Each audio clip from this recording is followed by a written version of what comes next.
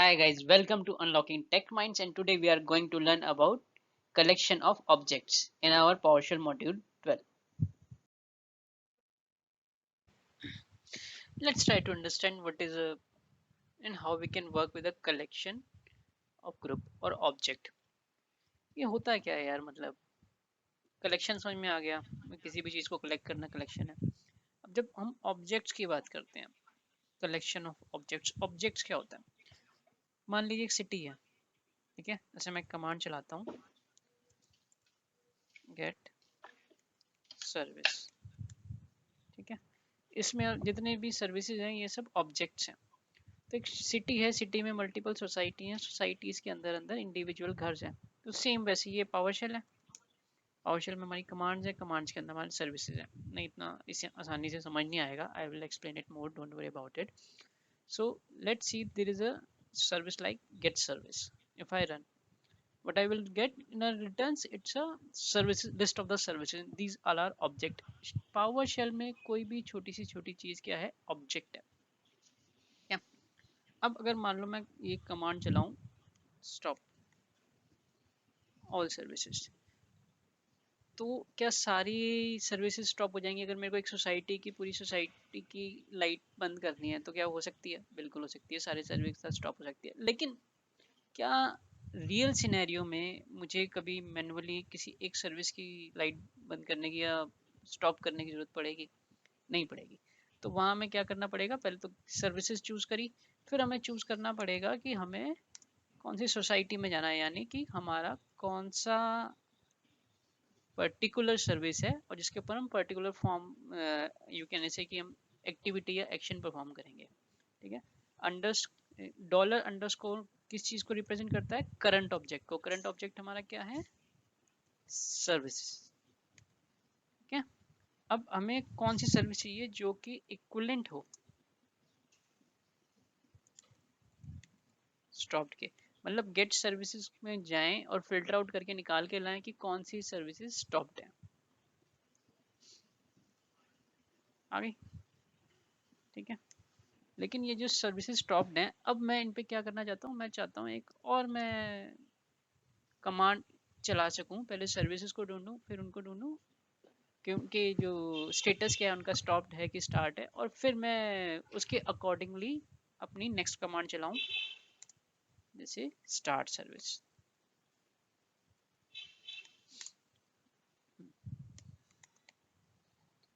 What if जरूर लगाना, नहीं तो क्या होगा, ये कमांड चला देगा और आपको पता भी नहीं चलेगा कि कौन सी सर्विस स्टार्ट करी, कौन सी स्टॉप करी। तो पहले एक बार देख जरूर लेना कि कौन कौन सी सर्विस लिस्ट में है, सारी सर्विसेज लाइन में, देख रहे हो।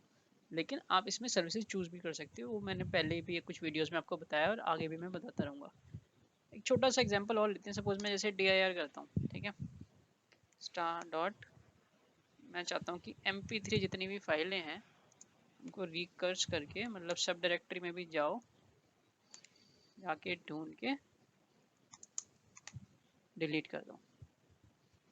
लेकिन इसमें क्या है, अभी सर्वर में mp3 फाइल्स है नहीं, तो कोई कमांड चलाने से कोई रिजल्ट आएगा नहीं, ठीक है, चेक नहीं कर सकते।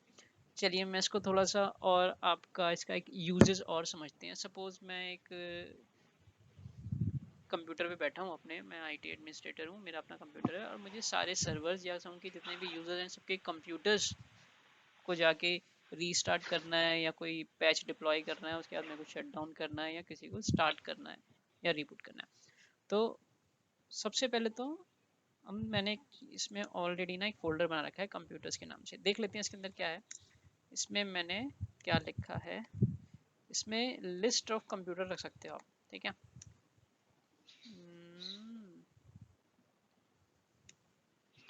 या ठीक है, लोकल होस्ट को मैंने 3 बार लिख दिया क्योंकि ये नेटवर्क पे नहीं है गाइस, तो जाके और इन्फॉर्मेशन ला नहीं पाएगा। तो इसको अगर मैंने अब कंप्यूटर इसमें लिख दिया है तो ये 3 बार एक्शन परफॉर्म करेगा, ठीक है। पहले समझ लेते हैं, चलिए एक दूसरी स्लाइड में जाके कि ये मॉडल कैसे काम करता है। ये प्रैक्टिकल भी करेंगे, बिल्कुल करेंगे, लेकिन थोड़ा सा कॉन्सेप्ट समझना भी ज़रूरी है। जैसे हम कमांड चलाते हैं गेट कंटेंट। गेट कंटेंट क्या करता है? किसी भी तरह का कंटेंट आप किसी कंप्यूटर से पुल करना हो तो आप कर सकते हो। तो वहाँ पे आपने, जैसे मैंने एक टीएक्सटी फाइल बताई आपको, आप अपने लिस्ट रख सकते हो कंप्यूटर्स की, जैसे 1 2 3 कंप्यूटर की आपने लिस्ट रखी, तो पहले वो कंटेंट इंफॉर्मेशन कंप्यूटर्स की पुल करेगी, और उसके बाद उनका आपको मान लो रिबूट करना है, शट डाउन करना है, लॉग ऑफ करना है, तो वो एक्शन आप परफॉर्म कर सकते हो। तो ये कलेक्शन ऑफ ऑब्जेक्ट आपको समझ में आ रहा होगा कि हम कैसे मल्टीपल कलेक्शंस को यूज करते हैं और फिर उनको फिल्टर आउट करते हैं। गेट कंटेंट भी एक ऑब्जेक्ट है, कंप्यूटर भी एक ऑब्जेक्ट है, और फिर एंड में जो एक्शन हमने लिया, जो कमांड हमने चलाई, वो भी एक ऑब्जेक्ट है। सेम इसमें फिल्ट्रेशन भी है और ऑब्जेक्ट्स भी है। चलिए वापस आते हैं सर्वर पे और इसको थोड़ा चला के देखते हैं। चलिए इसमें शेल में देखते हैं कि कमांड कैसे काम करती है। Let me write a get command, then a pipeline,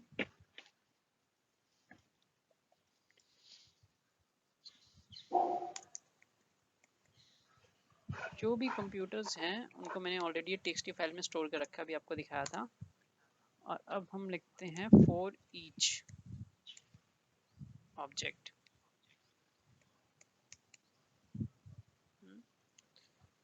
curly bracket,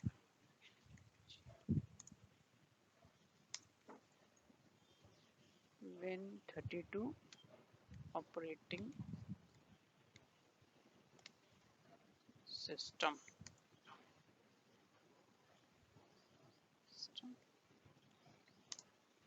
parameter use किया कॉम्प $_ और क्लोज कर दिया। अब क्या आउटपुट आएगा एक बार देख लें। Computer does not recognise.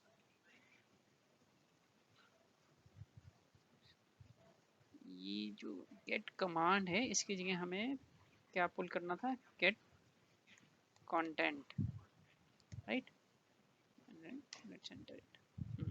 तो आप देख रहे हो ये सेम कंप्यूटर का 3 बार आउटपुट निकाल दिया। अगर ये डिफरेंट 3 कंप्यूटर होते तो ये आउटपुट भी डिफरेंट होता। अब इन कंप्यूटर्स के अंदर अगर हमें जाके कोई एक्शन परफॉर्म करना है, लाइक रिबूट, तो कमांड क्या होगी, okay, for each object, curly bracket, $_ और अभी क्या यूज करेगा यहाँ पे, जो प्रीवियस पाइपलाइन का जो ऑब्जेक्ट था उसको यहाँ पे यूज करेगा। और हमने लिखा रिबूट, और ये ब्रैकेट क्लोज। ये कहाँ कैसे यूज होते हैं, अगर आपको नहीं पता तो कमेंट करना, मैं ज़रूर बताऊंगा। तो ये कमांड आपकी हो गई कंप्लीट, लेकिन इसमें एक कैच है। कैच क्या है कि यहाँ पे हमने ये जो कर्ली ब्रैकेट है इसको यहाँ से हटाना पड़ेगा, तभी ये ऑपरेटिंग सिस्टम जो है, जिनकी WMI ऑब्जेक्ट जो उठाता है, जिसके थ्रू हम इसको रिबूट करेंगे, वो इस कमांड से लेके उस कमांड से कनेक्ट हो पाएगा। Let's see, this is your complete command. Let's me type it in अ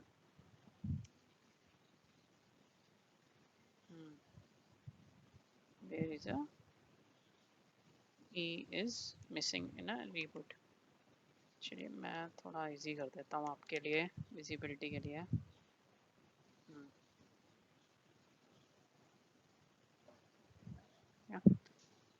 आगे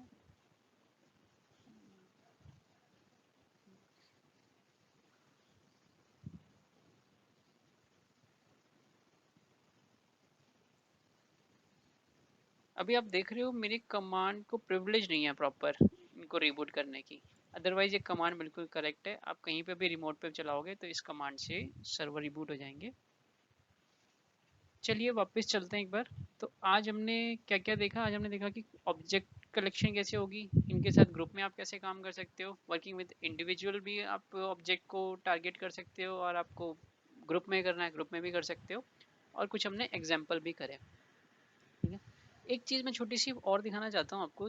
जब भी हम ये फॉर ईच कमांड को यूज़ करते हैं तो इसकी जगह हम परसेंटेज साइन को भी ले सकते हैं।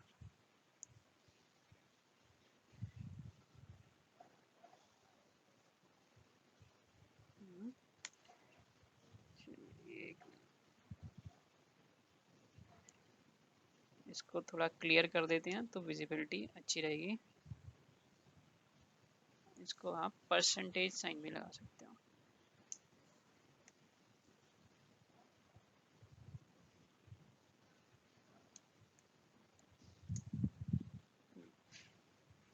Exception calling reboot privilege not held means I do not have proper privilege to run this command but the command is correctly completely fine।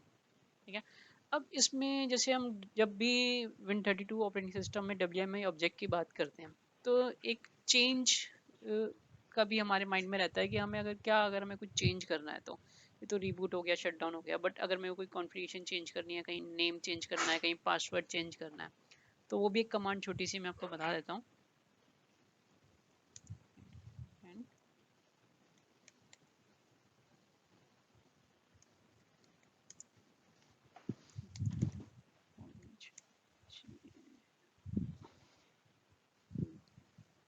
उसमें हम यहाँ पे क्या करेंगे, एक फिल्टर लगा देंगे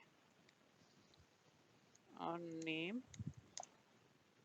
इक्वल टू, यहाँ पे सर्वर का नेम भी दे सकते हो, मैं अभी लोकल होस्ट ही दे रहा हूँ, और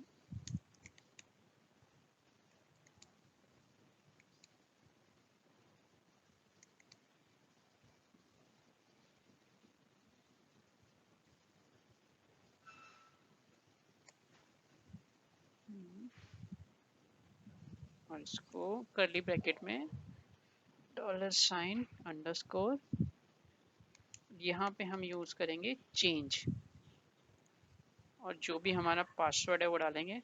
अभी मैं सिर्फ कॉमा लगा रहा हूँ, बट यहाँ पे पासवर्ड टाइप कर सकते हो। फिर आपको नया जो पासवर्ड है, जैसे India@lab, anything you can use, close it and then put your bracket and curly bracket. So this is the command. So there's some other ways as well. If you want to change something, you can change your computer name, service name, and any object name as well, and you can change the password or username too. तो अब आप समझ गए होंगे कि कैसे WM object में आप कलेक्शन ऑफ ऑब्जेक्ट कैसे काम करते हैं। मतलब आपने एक ही कमांड में कितने सारे ऑब्जेक्ट्स को यूज़ किया, स्कैन किया, फिर फिल्टर किया और फिर अप्लाई किया। अगर आपको मेरे और कोई भी डाउट हो, क्वेरी हो, आप कमेंट कर सकते हो। और अभी तक अगर आप इस वीडियो को देख रहे हो तो definitely you are liking my channel, तो इसको सब्सक्राइब करना ना भूलना। Thank you so much.